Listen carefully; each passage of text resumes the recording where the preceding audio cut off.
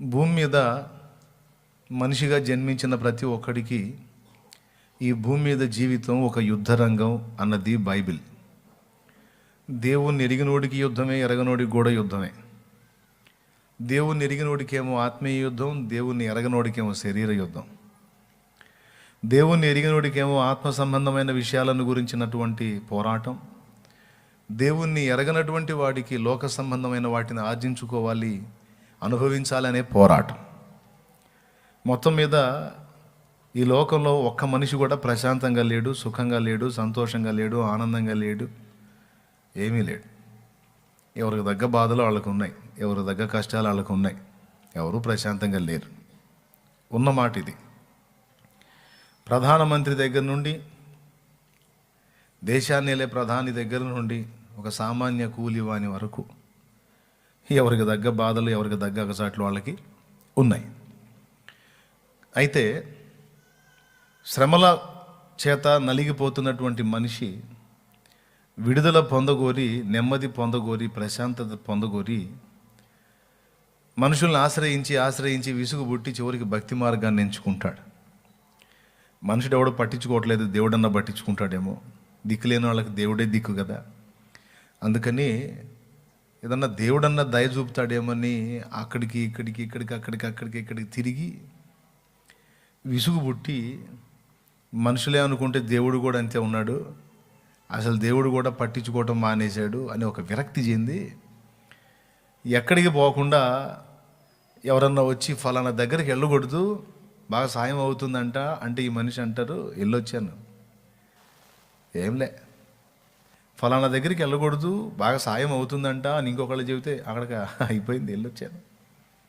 అన్నీ తిరిగే ఈడ కూర్చున్నాను అని విరక్తితో మాట్లాడుతున్న టైంలో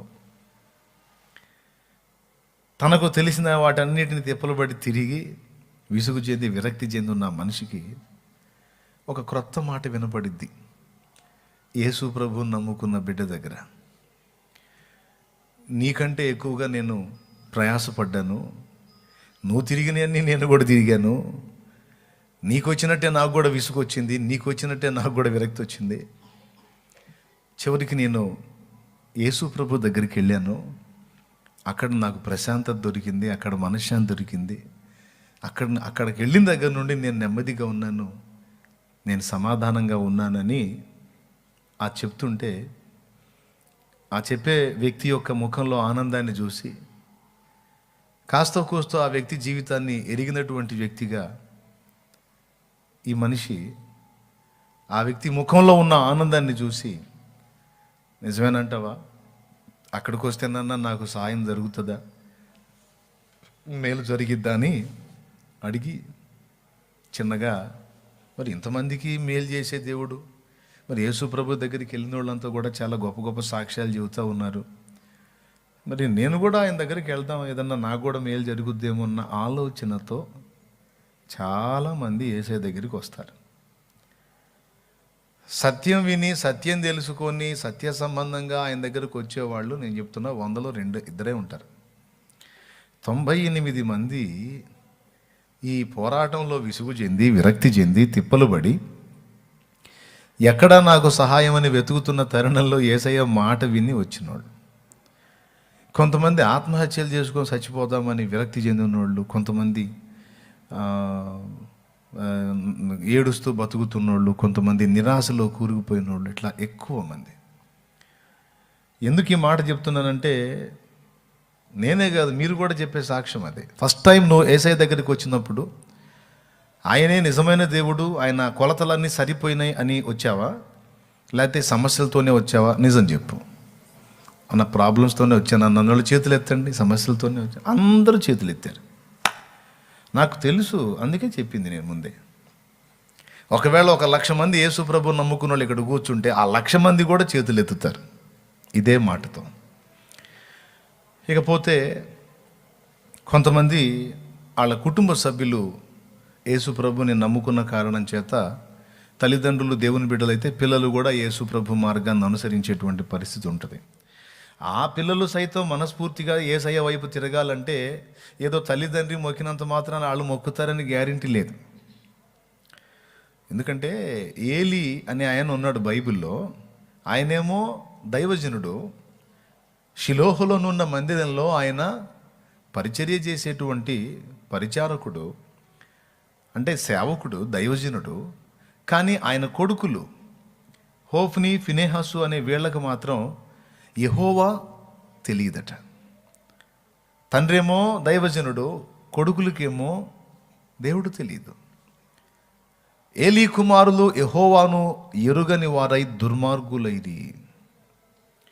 అదేందండి, వాళ్ళ నాన్న మొక్కే దేవుడు తెలియదా?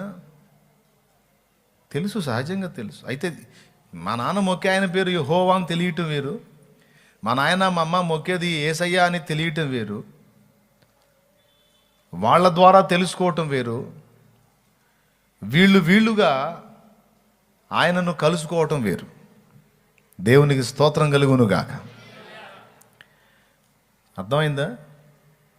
ఏలీ కుమారుల పరిస్థితి ఏంటంటే వాళ్ళ నాన్న ఆయనకు భక్తి చేస్తున్నాడు అన్నది తెలుసు, కానీ వ్యక్తిగతంగా వీళ్ళుగా దేవునితో సంబంధం ఏర్పరచుకున్న అనుభవాలు వీళ్ళకి లేవు. వీళ్ళుగా దేవుణ్ణి ఎరిగిన అనుభవాలు వీళ్ళకి లేవు. నేటి క్రైస్తవ్యంలో కూడా తల్లిదండ్రుల ద్వారా తెలుసుకున్న పిల్లల్లో చాలామంది దేవుని ఎరగని స్థితిలోనే ఉన్నారు. వాళ్ళకు కూడా జీవితంలో ఏదో ఒక ఎదురు దెబ్బ, ఏదో ఒక ప్రాబ్లం, ఏదో ఒక సమస్య, ఏదో ఒక ఇక్కట్టు ఏర్పడినప్పుడు వాళ్ళు కూడా దేవుణ్ణి కలుసుకోవటం అనేది జరుగుతూ ఉంటుంది.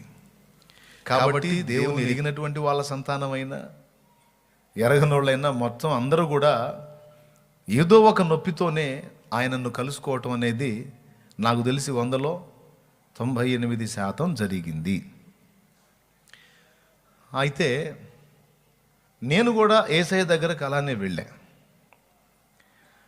ఏదో నాకున్న అప్పులు, బాధలు, సమస్యలు, కుటుంబంలో జరుగుతున్న పరిస్థితులు ఇవన్నిటిని మనసులో పెట్టుకొని ఎటుపక్క ఎవరు పలకరించేది లేదు, ఆదరించేది లేదు, ఆపదలో ఉన్నాం ఆదుకునేది లేదు, బతుకుతామో సస్తామో కూడా తెలియని పరిస్థితిలో ఉన్నాం. కన్నీళ్ళే అన్నపానాలు అన్నట్టు బతుకుతున్నాం. ఈ విరక్తిలో, వైరాగ్యంలో మరణాపేక్ష కలిగి నేను ఆలోచిస్తున్నప్పుడు నన్ను ప్రభు దర్శించటం, తర్వాత నేను దేవుని సన్నిధికి వెళ్ళటం అనేది జరిగింది. నేను కూడా బాధలతోనే పోయా. అయితే బాధలతోనే పోయాను, కానీ యేసయ్య దగ్గరికి వెళ్ళిన తర్వాత యేసు ప్రభు చేసే అద్భుతాలు, సూచక్రియలు, మహత్ కార్యాలు నిజంగా జరిగిన వాస్తవమే. ప్రపంచ చరిత్రలో అవి ఒక చెరగని ముద్ర వేసుకున్నాయి. అవి ఒక దెబ్బలో చెప్పాలంటే శకపురుషుడిగా గుర్తించబడ్డాడు యేసయ్య. ఆయన బోధ ఆశ్చర్యాన్ని కలిగించింది, ఆయన మరణం ఆశ్చర్యాన్ని కలిగించింది, ఆయన జన్మ ఆశ్చర్యాన్ని కలిగించింది, ఆయన పునరుత్థానం ఆశ్చర్యాన్ని కలిగించింది, ఆయన చేసిన కార్యాలు ఆశ్చర్యాన్ని కలిగించే, ఒక రకంగా చెప్పాలంటే ఒక శకపురుషుడుగా గుర్తింపబడ్డాడు. టోటల్గా మానవ జాతి చరిత్రనే 2 భాగాలుగా విడగొట్టేశాడు, క్రీస్తు పూర్వం, క్రీస్తు శకం అని. రైట్, అవన్నీ చేశాడు, వాస్తవమే. టోటల్గా ఆయన కార్యాలన్నీ ఆశ్చర్యంలే. అయితే యేసయ్య దగ్గరికి వెళ్ళిన తర్వాత ఆ అద్భుతాలు అవన్నీ పరిచయం అయినాయి. వాస్తవంగా నేను కూడా ప్రాక్టికల్గా చాలా అనుభవించాను, ఇప్పటికీ అనుభవిస్తూనే ఉన్నాను. అయితే వీటన్నిటితో పాటు, వీటన్నిటికంటే శ్రేష్టంగా ఫస్ట్ యేసయ్య ఇచ్చేదాన్ని, యేసయ్య దగ్గర ఏ తాయిలం దొరుకుతుంది, మనకేం పని అవుతుంది అని ఆయన చేత ఉన్న వాటిని యూజ్ చేసుకుందామని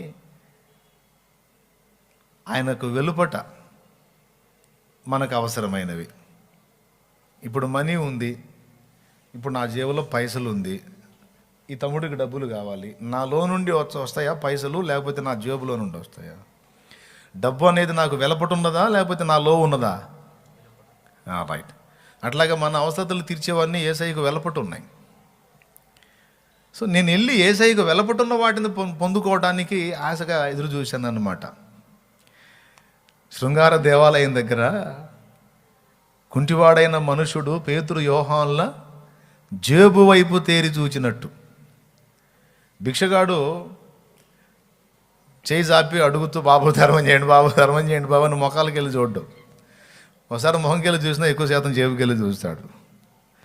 అంటే చిల్లర ఉందా లేదా? పెద్ద నోట్లునే అనుకో ఆడు తప్పించుకుంటాడు. చిల్లర ఉండి చిన్న నోట్లున్నాయి అనుకో వీడికి మేలు జరిగిద్ది. అందుకని ముందు జేబుకి వెళ్ళి చూస్తూ ఉంటాడు, ఏ నోట్లు ఉన్నాయి. పెద్ద నోట్లు అయితే చిల్లర లేదు అని వంకతో మళ్ళీ జేబులో పెట్టేసి వెళ్ళిపోతాడు అన్న, అది తప్పించుకుంటాడు. చిల్లర ఉందనుకో మనకు వర్కౌట్ అయింది అన్నట్లుగా మొహంకి వెళ్ళి చూస్తాడు, బాబు ధర్మం చేయండి బాబు బాబు అని జేబుకి వెళ్ళి చూస్తుంటాడు. అవునా?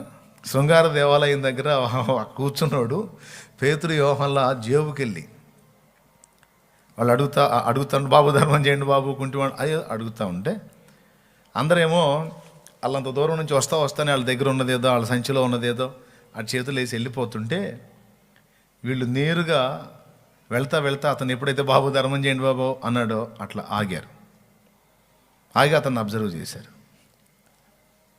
పేతురు అతన్ని కనిపెడతా ఉన్నాడు. అతనేమో ధర్మం చేయండి బాబు అని జేబుకి వెళ్ళి చూస్తున్నాడు. అప్పుడు పేతురు అన్నాడు, నీవు మా తట్టు తేరి చూడు అన్నాడు. అంటే వాళ్ళకెళ్ళి చూడట్లా, ఇంకొకెళ్ళి చూస్తున్నాడు. ఇది అపోస్తలుల కార్యం 3:1 మనం చదివితే ఉంటుంది. మా తట్టు తేరి చూడుమనిరి. అప్పుడు ఆయన తట్టు తేరి చూస్తే, ఎందుకంటే వాళ్ళ జేబులకి వెళ్ళి చూస్తున్నాడు, ఏం కనపట్ల. అటు ఫీలింగ్ మారిపోతుంది. మన దగ్గర సౌండ్ బాగా కనపడింది అనుకో అడిగేవాడు దమాయించి అడుగుతాడు బాబు అయ్యా అని. అప్పటిదాకా ఒకరోజు అన్నం తిన్నోడు ఒకేసారి 3 రోజుల నుంచి అన్నం తినలేదు బాబు అని ఇంకా దీనంగా మొహం పెడతాడు. అవునా? ఒకవేళ మన దగ్గర ఏం కనపడలేదు అనుకో, బాబు ధర్మం చేయండి బాబా, చూసి లేనట్టుందిగా ధర్మం ఏం లేదు ధర్మం బాబు ధర్మం చేయ. పేతురు యోహాన్లు ఆగినప్పుడేమో ఘాటుగా స్పందించి ధర్మం ఎగబడ్డాడు. వాళ్ళ జేబులకి వెళ్ళి చూస్తే ఏం కనపట్లే. ఆడి ఫేస్ మారిపోయింది. అప్పుడు అన్నారు, అరే జేబుల్లో ఏముండదురా, మా జేబుల తట్టు కాదు, మా సంచుల తట్టు కాదు, మా తట్టు తేరి చూడు. మీ తట్టు చూస్తే నాకేం వచ్చింది బాబా అనలేదు, కానీ చూశాడు. ఏంటి, అందరూ దాటి వెళ్ళిపోతారు, ఎంతో ఉంటే ఏసీ లేకపోతే లేదు పో అని వెళ్ళిపోతారు. వీళ్ళేందో స్పెషల్గా ఆగి మరి నాతో మాట్లాడుతున్నారని చూశాడు. చూస్తే పేతురు అన్నాడు, ఏ వెండి కాసులో ఏ బంగారు కాసులో లేకపోతే ఇంకో కాసులో వేస్తామని మేము కలిగి ఉన్నటువంటి జేబుల తట్టు సంచుల తట్టు చూస్తున్నావు, మా దగ్గర ఏమి లేవు. మా వెలుపట ఏమీ లేవు, కానీ మాలో ఒకడు ఉన్నాడు, మేము కలిగి ఉన్న ఆస్తి ఒకడు ఉన్నాడు. ఆస్తి అంటే లోక సంబంధమైన నిర్జీవ సంపద కాదు, సజీవమైన సంపదల గని మాకొకడు ఉన్నాడు. ఆయన పేరు నజరేయుడగు యేసు.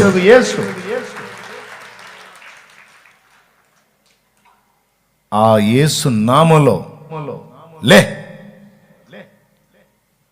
లేచినడు అన్నాడు. అంతే. పుట్టినది మొదలుకొని అవిటివాడైన ఆ మనుష్యుడు మండలములు బలము పొంది దిగ్గున లేచి నడచి గంతులు వేసి అరచుచు దేవుని మహిమపరచడం మొదలుపెట్టాడు. చాలామంది పాపం అతని దీనస్థితిని బట్టి జాలిపడి ఎంతో కొంత సాయం చేస్తూ ఉంటారు. మనం చేసేటువంటి సాయం ఒకవేళ బాగా ఎక్కువ కరుణాహృదయం కలిగి అందరూ 10 రూపాయలు వేస్తే, ఒకడు 1,00,000 రూపాయలు వేసాడు అనుకో, అరే అబ్బాయి ఇదిగో నీ పరిస్థితి చూస్తే నాకు చాలా జాలిగా ఉందిరా, ఈ 1,00,000 తీసుకోపో అని వేసాడు అనుకో, ఆ దెబ్బతో ఇక వాడు అక్కడి నుంచి లేచి భిక్షాటం చేయటం మానుకుంటాడా, ఇంకా పర్మనెంట్గా ఫిక్స్ అయిపోతాడా? దేవునికి స్తోత్రం కలుగును గాక. అసలు ఎవడికి లేని సంపాదన రా బాబు, ఎగ్జామ్ 1,00,000 రూపాయలు నాకు వచ్చేసింది అని మరుసటి రోజు ఇంకా పెందలాడు వచ్చి కూర్చుంటాడు. ఇట్లాంటోడు నెలకు ఒకడైనా చాలు మనకి మంచిగా అయిపోద్ది అని. అవునా? మనుషులు చేసేది అంతా కూడా అతనిని ఆ స్థితిలో ఇంకా స్థిరపరుస్తుంది. కానీ దేవుని నామంలో దేవుని సంబంధులు చేసినటువంటి పని, ఇక వాడు మళ్ళా అక్కడ కూర్చుందామన్నా, పని కట్టుకొని వచ్చి కూర్చున్నా ఒకడు ₹1 ఇడు. దేవునికి స్తోత్రం కలుగును గాక. హల్లెలూయా. ఎందుకు? ఎగ్దం కాళ్ళు బాగుపడిపోయినాయి. ఈ కాళ్ళు బాగుపడిపోయిన తర్వాత అతనికి మాత్రం మనస్సాక్షి ఎట్లా ఒప్పుతుంది? ఆ చేత్కారాలు తిరస్కారాలు ఇవన్నీ ఇష్టపడతాడా? చక్కగా కాళ్ళు బాగైపోయాయి కాబట్టి అలాగ వెళ్ళిపోయేదో తనకు చేతనైన పని చేసుకొని బతికేస్తాడు. ఒక దేవుని సంబంధి తనలో ఉన్నటువంటి యేసు నామమును బట్టి చేసినటువంటి కార్యం ఎప్పటికీ వాడిని ఆ భిక్షాటన స్థితిలో ఉండకుండా బయటికి తీసుకొచ్చేసినట్లే. దేవుని సంబంధి కానీ లోక సంబంధులైన వాళ్ళు ఒకవేళ ఇస్తే, ఆ ఇచ్చింది వాళ్ళ అందులోనే ఫిక్స్ అయిపోయేటట్టు చేస్తే ఎంత తేడా, ఎంత వ్యత్యాసం. అసలు ఈ లక్షణాలు వాళ్ళకి ఎలా వచ్చినాయి అంటే, వారు నమ్మినటువంటి నజరేయుడగు యేసు నుండి వారికి వచ్చినాయి. వారు కలిగి ఉన్నది ఏమిటో వాళ్ళు చెప్పేశారు అక్కడ. నువ్వు అనుకుంటున్న వెండి బంగారాలు మా యొద్ద లేవు, కానీ మేము కలిగి ఉన్న యేసు నామమున అది యేసయ్యను కలిగి ఉన్నారు.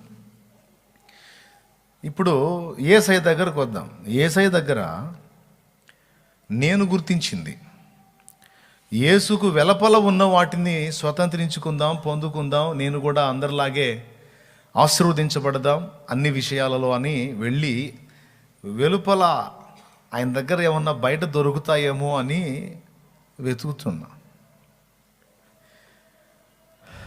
అయితే యేసయ్య వెలుపలవి కూడా నాకు చాలా ఇచ్చాడు, చేశాడు.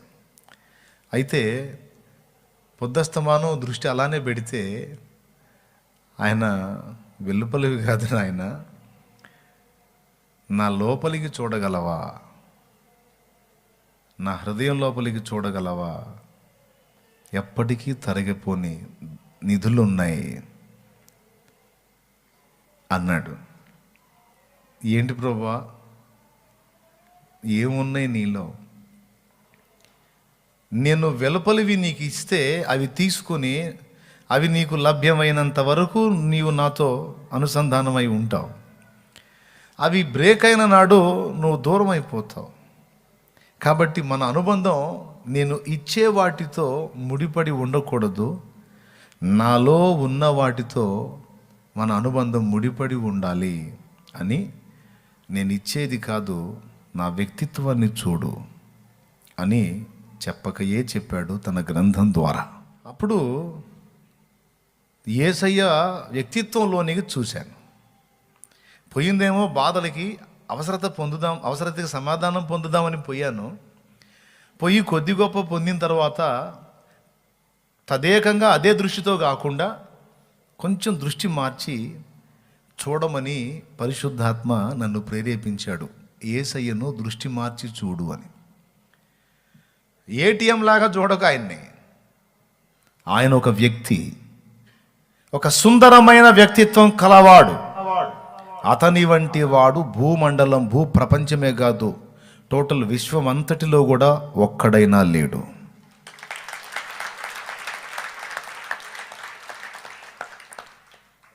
నీకు చేతనైతే చూడు. ఆ వ్యక్తిత్వ సౌందర్యాన్ని బట్టి నీవు ఆయనతో అనుసంధానం అయితే ఎప్పటికీ విడిపోవు అని ఆత్మ అయిన వాడు నేర్పాడు. ఇక దాన్ని బట్టి యేసయ్య మనస్తత్వాన్ని వెతకటం మొదలుపెట్టా. ఇక ఆయన గుణగణాల సౌందర్యం ఎన్నని చెప్పేది, ఏమని చెప్పేది, ఏమని వర్ణించేది, నాకంత కవిత్వం రాదాయే, లేకపోతే మంచిగా చెప్పుదును రకరకాల కవిత్వాలు రాసి. కానీ కొంతమంది ప్రియులకు రాస్తారు కవిత్వాలు, కొంతమంది ప్రియురాండ్రకు రాస్తారు. నీ కళ్ళు ఇలా ఉన్నాయి, నీ ముక్కు ఇలా ఉంది, నీ పెదవులు ఇలా ఉన్నాయి, నీ చెవులు ఇలా ఉన్నాయి, నీ చేతులు, నీ కాళ్ళు అని వాడు అంగంగా వర్ణన చేసి పాట పాడతాడు, కవిత్వం రాస్తాడు. ఏదో మంచిగా కవులు రాస్తారు. మరి నేనేం కవిని కాదుగా. అయితే ఏం జరిగిందో ఏమో, యేసయ్య పరిచయం అయిపోయాడు. ఏమీ తెలియని ఒక కఠిన బండ వంటి వాడు కూడా ఒక కవి అయ్యాడు. దేవునికి స్తోత్రం, హల్లెలూయా. ఆ కవి తనలో నుండి పలికినటువంటి మాటలు, మధురమైన పాటలు, అదంతా కూడా నా గురించి చెప్పట్లా. యేసయ్యలోనికి తొంగి చూసిన వాడు ఎవరైనా సరే కఠిన పాషాణమైన అద్భుత కవిగా మారిపోతాడు. పలకకుండా ఉండలేడు. యేసయ్య వ్యక్తిత్వ సౌందర్యాన్ని గురించి పాడకుండా ఉండలేడు. పలికేస్తాడు అంతే. నా దగ్గరికి యేసుప్రభులో క్రొత్తగా కళ్ళు తెరిచిన వాళ్ళు కొద్ది కాలం తర్వాత తడొక పేపర్ తెచ్చి చూపిస్తుంటారు. పాట రాశాను. నేను నవ్వుకుంటా, ఈ బాధలని నేను పడ్డోండేగా. అంటే పాట రాశాను అన్న వ్యక్తిల్లా యేసయ్య ఇచ్చేది కాదు, కానీ యేసయ్య మనస్తత్వంలోనికి తొంగి చూశాడు.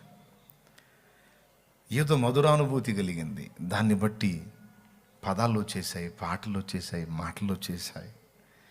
యేసయ్యతో ప్రణయం ఏర్పడిపోయింది. ఇంతసేటు ఆయన్ని పొగిడి మాట్లాడుతున్నావు. ఒకవేళ కష్టాలు ఇంకా ఎక్కువైతే ఏం చేస్తావంటే, ఏడిసినవి వెధవ కష్టాలు ఎన్నైతే ఏమి, బలవంతుడైన ప్రియుడు నాకుంటే, మేలిమి బంగారు స్థలమందు నిలిపిన చలువరాతిని బోలు బలమైన పాదాలు, మేలిమి బంగారు స్థలమందు నిలిపిన, మేలిమి బంగారు స్థలమందు నిలిపిన చలువరాతిని బోలు బలమైన పాదాలు, ఆలెబానోను సమరూప వైఖరి,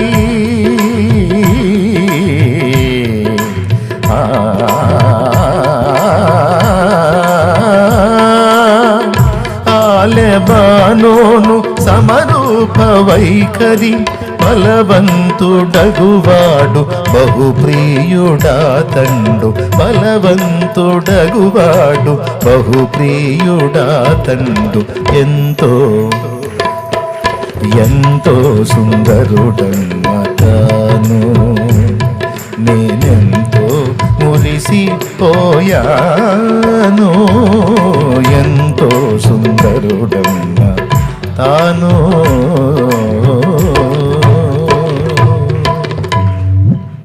యేసయ్య మనస్సును చూడగలిగితే తననే తిట్టనే కొట్టనే ఆయన గురించి కీర్తించకుండా ఉండలేరు. బాధలు రాలేదా, సమస్యలు రాలేదా, ఇబ్బందులు ఎన్నొస్తే రాని బలవంతుడు కదా. నా వలె ఆయన కూడా బలహీనుడైతే నేను ఆలోచించాలి. బలవంతుడు కనుక నాకు వాటి గురించిన చింత ఒకప్పుడు ఉండేది, కానీ ఆయన యుద్ధకి వెళ్ళిన తర్వాత అసలు వాటిని గూర్చిన చింత లేదు. అప్పులోళ్ళు నిన్ను రోడ్డు మీదకి లాగుతారు, భయం లేదా అంటే ఏడిచారు. ఆయన సెలవు లేకుండా నన్ను ముట్టేవాడేవాడు. రేపెళ్ళి నన్ను రోడ్డు మీదకి లాగుదాం అనుకుంటే ఈ రాత్రే దేవుడు వాడితో మాట్లాడతాడు. యాకోబును గందరగోళం చేయాలని బయలుదేరాడు లాబాను. గందరగోళం చేయాలి యాకోబునని బయలుదేరితే దగ్గరకు వచ్చేసారు. ఇంకొన్ని మైళ్ళు కానీ వెళ్ళే పని అయితే యాకోబు చిక్కుతాడు. మొత్తాన్ని గందరగోళం చేయాలని కక్షబట్టి లాబాను బయలుదేరితే నైట్ అయిపోయింది. కొంచెం దూరంలో యాకోబు వాళ్ళు ఉన్నారు. ఈ ప్రాంతానికి వచ్చేటప్పటికి లాబానుకు పొద్దుపోయింది. అడిగిపోతారు ఇక వాళ్ళైనా నైట్ ఆగాల్సిందే, నేనైనా ఆగాల్సిందే. ఇంకేముంది, దగ్గరకు వచ్చేసా కదా, ఈ నైట్ వండుకొని తెల్లవారి వాళ్ళని అందుకొని యాకోబును అంతు తేలవాలనుకొని ఫిక్స్ అయిపోయి బబ్బున్నాడు. ఆ రాత్రి దర్శించాడు. రేపు వెళ్ళి యాకోబు అంతు తేలవాలి నేను అనుకున్న లాబాను ఈ రాత్రి దర్శించి యాకోబును చేరబోయి యాకోబును సమీపించి, నువ్వు తాకటం, తిట్టడం, కొట్టడం కాదు, మంచియే కానీ చెడ్డయే కానీ ఏ మాటైనా నువ్వు మాట్లాడితే నీ అంతు తేలుస్తాను అన్నాడు దేవుడు. దేవునికి స్తోత్రం కలుగును గాక. హల్లెలూయా. ఇంకా భయం ఏంది?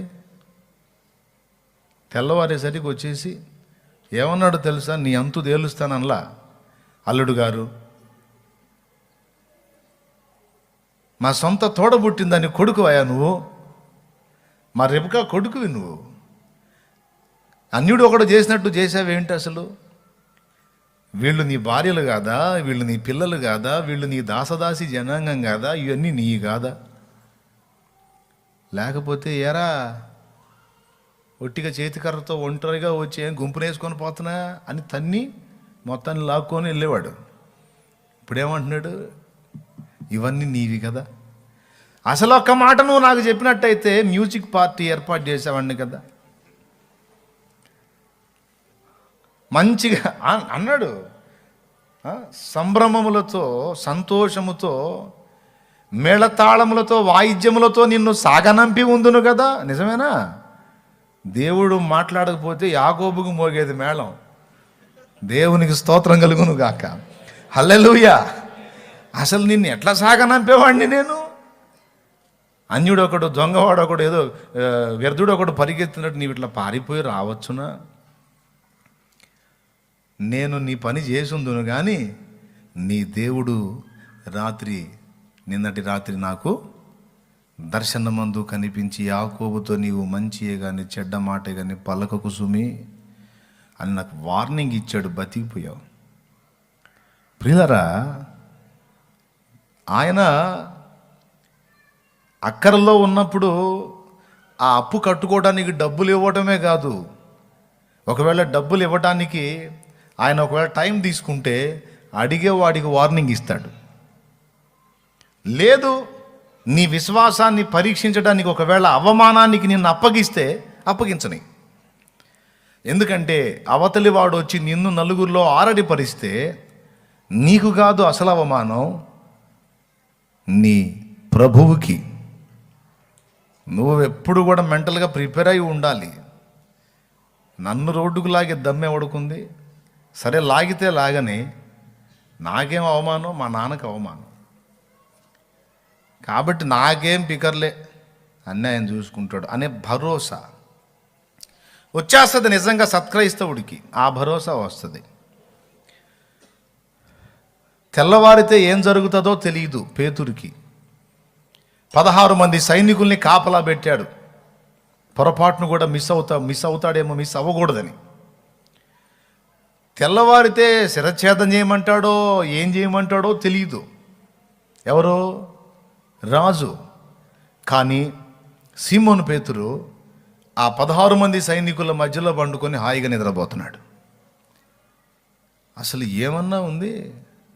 రేపు జడ్జిమెంటు, వాడు ఏం తీర్పు తీరుస్తాడో తెలియదు అన్నప్పుడు ఈ రాత్రి మనిషి నిద్రపోతాడండి. కానీ ఆ 16 మంది సైనికుల మధ్య హాయిగా నిద్రపోతున్నాడు. అపోస్తలుల కార్యం 12లో ఉంటుంది. ఇంటికెళ్ళి ధ్యానించండిలే, ఎంత ప్రశాంతంగా నిద్రపోతున్నాడు. రేపు వెళ్ళినప్పుడు అడుగుదామని ఉంది నాకు. అసలు నిద్ర ఎట్లా పట్టింది నీకు? తెల్లారితే టెన్షన్ కదా, చంపుతాడు, ప్రాణం మీదకి వచ్చింది కదా, అసలు నిద్ర ఎట్లా వచ్చింది? రేపొద్దున నీ రిపోర్ట్ వచ్చిందని డాక్టర్ చెబితే పరీక్షలు చేసి రేపు వచ్చింది నీ రిపోర్ట్ అంటేనే ఈ రాత్రి కూడు నీళ్ళు లేకుండా ఆలోచిస్తూ ఉంటారు. ఏమొచ్చుద్దా కనపడ్డోడు కల్లా చెబుతారు, ప్రార్థన చేయనయ్య, ప్రార్థన చేయి, రిపోర్ట్ మంచిగా రావాలని ప్రార్థన చేయి అక్క, అన్న ప్రార్థన. అట్లాంటిది అసలు చావు ముడిందని తెలిసి కూడా నిద్ర ఎట్లా వచ్చింది నీకంటే, సీమోను పేతురు ఏమంటాడో తెలుసా? నేను నమ్మిన వానిని ఎరుగుదును, భయము పడనెన్నడు, భయము పడనెన్నడు. పౌలన్నమాటే పేతురు అంటాడు. అసలు సాయం చేశాడా లేదా కాదు, సాయం చేసే దానికి నేను ఆధారపడ్డవాడు ఎలాంటి వాడు అన్నది అర్థమైంది నాకు. బలవంతుడు. ఏమాత్రం బలం ఉంది ఏంటంటే ఏదైనా చేయగలిగేంత బలవంతుడు. అంతే. ఇక ఏం చెబుతావు నువ్వు? కొండలను ఎత్తేయగలడా అంటే కొండలేంది, పర్వతాలనే త్రాసులో తూచినోడు. సముద్రాన్ని ఆపగలడా? సముద్రానికి మేర నిర్ణయించిన వాడే ఆయన. ఏం చేయగలడు? ఎంత మాత్రం బలవంతుడు అంటే ఆయన బలం ఇంతని చెప్పలేను. గనుక నేను నమ్మిన వాడెంత బలవంతుడో, ఎంతటి సమర్థుడో నాకు తెలుసు. కాబట్టి నాకు చింత లేదు. రెండవది, నాకు ఇంకొకటి తెలుసు. సత్క్రైస్తవుడి మనస్సులో ఉండే అమరిక ఇది, ఆలోచన విధానం ఇది. నాకు ఇంకొకటి తెలుసు, అంతటి బలవంతుడైన వాడు నన్ను పిచ్చిగా ప్రేమిస్తున్నాడు. హల్లెలూయా. బలహీనుడు కాదు నన్ను ప్రేమించేది, బలహీనుడు కాదు. శత్రువులు వచ్చి, ఇద్దరు ముగ్గురు వచ్చి అమ్మాయిని ఒక 2 దెబ్బలు, అబ్బాయిని ఒక 2 దెబ్బలు కొట్టగానే వీడి జంపు అమ్మాయిని వదిలిపెట్టి. అప్పటిదాకా ఏమంటాడు? నీకోసం ప్రాణం ఇస్తా ప్రియా, నా గుండె లయ అని 24 మాటలు చెబుతాడు. ఎవడన్నా వచ్చి 2 బాధగానే ఆయన వదిలిపెట్టి జంపిడు. ప్రియుడా, నా గతి ఏమి అంటే ఏదో చేయగలిగింది ఏం లేదు, నా ప్రాణం కాపాడుకో, వెళ్ళిపోతాడు. ఈయన అలా వెళ్ళిపోయేవాడు కాదు. ఎంతమంది వచ్చినా వాళ్ళు అంతు తేల్చేవాడు. దేవునికి స్తోత్రం. హల్లెలూయా. ఆయన ఒడిలో ఉన్న ప్రియుడను, నా ప్రాణ ప్రియునికి ఇష్టుడను నేను, నీవు ఇష్టుడవు, నీవు ఇష్టురాలివి. ఆయన రెక్కల క్రింద ఉన్న నిన్ను తీసుకెళ్లే ప్రయత్నం ఎవడన్నా చేస్తే ఇక వాడు ఏమవుతాడో కూడా చెప్పలేం. అంతే, ఇక వాడి చరిత్ర క్లోజ్. ఈ నా బిడ్డలలో ఎవరినైనా, ఈ చిన్న పిల్లలను అభ్యంతరపరచు వాడెవడో వాడి మెడకు ఒట్టిగా కాదు, ఓ పెద్ద తిరుగుట్రాయి గట్టి లోతైన సముద్రంలో పడవేయబడుట వానికి మేలన్నాడు. ఎందుకంటే వాడు నీళ్లలో మునిగి చస్తాడు. ఏది? వాడి మెడకి లోతైన సముద్రంలో తిరుగొట్రాయి కట్టి ఆడి మెడకి ఆడిని అందులో వేస్తే ఆడు అందులో మునిగితే ఆడికి మేలు. ఎందుకు తెలుసా? నా బిడ్డలను అభ్యంతరపరిచిన వాడిని అగ్నిలో ముంచుతా అన్నాడు ఆయన. అగ్నిలో. ఒట్టి మాటలు కాదు. రేపు ప్రతి ఒక్కడికి ఈరోజు బైబిల్ని కాల్చారు. బైబిల్ని కాల్చి సంబరపడతా ఉన్నారు. నా బాధ, నేను వాళ్ళు బైబిల్ కాల్చారు, ఎట్లా బైబిల్ కాలిపోయింది అంటే, ఎన్ని బైబిళ్ళు కాలుస్తారు? ప్రపంచంలో ఉన్న బైబిళ్ళన్నీ కాలుస్తారా? సరే, ఇదిగో ఈ అట్ట, ఈ కాగితాలు ఒకవేళ కాలుస్తారేమో. దేవుని బిడ్డల గుండెల్లో ముద్రితమైన దేవుని వాక్యాన్ని ఎలా కాల్చగలుగుతారు? మత ఉన్మాదం తలకెక్కి, మత ఉన్మాదం బాగా నశనానికంటే ఎంత దుర్మార్గపు దుశ్చర్యలుగా పాల్పడుతున్నారో దీని అంతటి ఫలితం. ఈరోజు వాళ్ళు ఒక గ్రంథాన్ని కాల్చారు, ఆ ఒకటి కాల్చారు, 100 వచ్చేస్తాయి.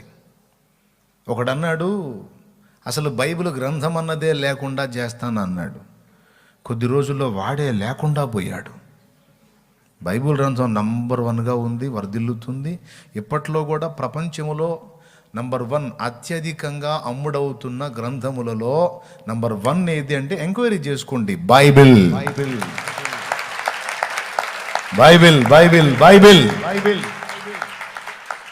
అనేక మంది చేత గుర్తింపబడిన గ్రంథము, అంగీకరింపబడిన గ్రంథము, వెల చెల్లించి కొనబడుతున్న గ్రంథము, దేవుని ప్రేమతో అనేకులు వెల చెల్లించి కొని ఇతరులకు పంచుతున్న గ్రంథము, పరిశుద్ధ బైబిల్ గ్రంథము.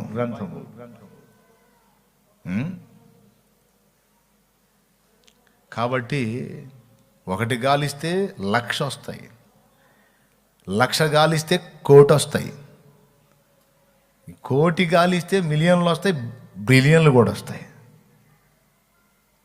బిలియన్లు. దేవునికి స్తోత్రం కలుగును గాక. ఆపలేరు.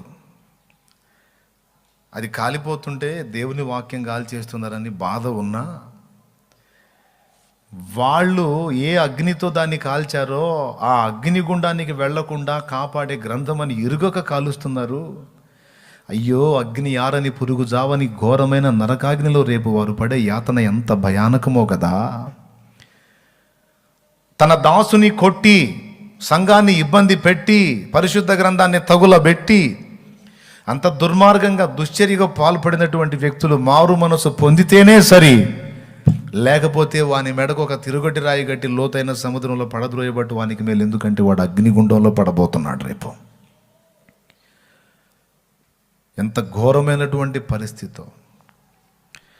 ఊరుకోడు, ప్రాణప్రియుడు. ఆయన రెక్కల నీడలో ఉన్నటువంటి తన బిడ్డల్ని బలవంతాన లాగితే నోరు లేని జంతువే ఊరుకోదు. దేవునికి స్తోత్రం. మనుషుడే ఊరుకోడు, తల్లి తండ్రి ఊరుకోరు.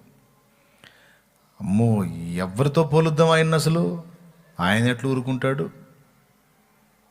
ఖచ్చితంగా తగిన కార్యం జరుగుతుంది అంతే యేసునామంలో. మనం ఇప్పుడు చేయాల్సింది ఏంటంటే ఆ ఉగ్రత వాళ్ళ మీదకి రాకుండా, బుద్ధిహీనులను ఆయన తెలియక మూఢత్వంలో ఒకప్పుడు భక్త సింగ్ అనే దైవజనుడు అదే పని చేశాడు, సాధు సుందర్ సింగ్ అనే దైవజనుడు అదే పని చేశాడు. ఒకప్పుడు వాళ్ళు ఎవరైతే బైబిల్ని చించారో, కాల్చారో, బూడిద చేశారో, గంతులేసి ఎగిరారో వాళ్ళ చేత పరిశుద్ధ గ్రంథాన్ని పట్టుకొని రాష్ట్రాలని, దేశాలని ప్రభావితం చేశారు.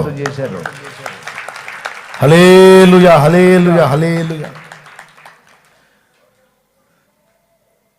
ఈరోజు మత ఉన్మాదం నెత్తికెక్కి పనిగట్టుకొని క్రైస్తవ్యం మీద విరగబడుతూ ఇట్లాంటి దుశ్చర్యలు చేసి ఏదో ఏదో ఏదో సాధించాలి. ఏమి లేదు, వాళ్ళు మనల్ని దెబ్బతీసేది ఏమి లేదు. ఇలా చేసి పబ్లిక్లో హైలైట్ కావాలని, తమ మత సంబంధుల్లో అబ్బా వీళ్ళు ఎంత గొప్ప పని చేశారా అనిపించుకోవాలని బిల్డప్ కోసం చేసి రేపు అసలు అడ్రస్సే లేకుండా యుగ యుగాలు అగ్నియారని పురుగుజావని ఘోర నరకానికి రెడీ అవుతున్నారు. ఆ అగ్నిలో వాళ్ళు బైబిల్ని కాలుస్తున్న అగ్నిలో, ఆ అగ్నిలో వాళ్ళు రేపు వేయబోతున్న ఆర్తనాదాలు ఆలోచిస్తున్నాను నేను.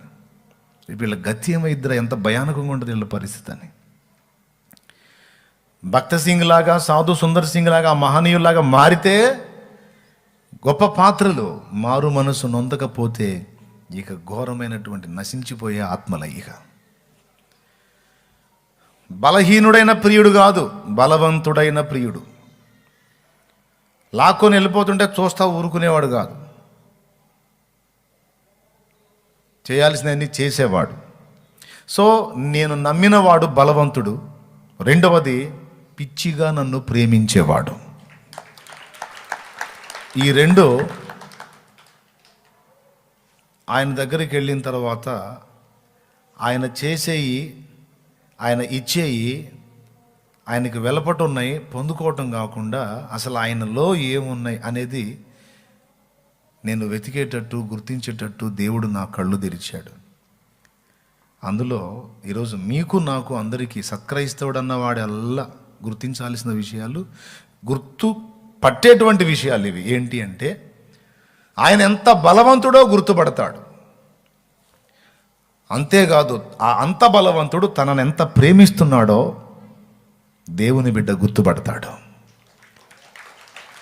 అంత బలవంతుడైన వాడు, ఇంత ప్రేమించేవాడు, మరి నాకు ఇంత జరుగుతుంటే ఎందుకు చూస్తా ఊరుకున్నాడు అని ఫీల్ అవ్వడు. దీని వెనక ఏదో ఆంతర్యం ఉందని దేవుణ్ణి మహిమపరుస్తాడు, దేవుని కార్యం కొరకు ఎదురు చూస్తాడు.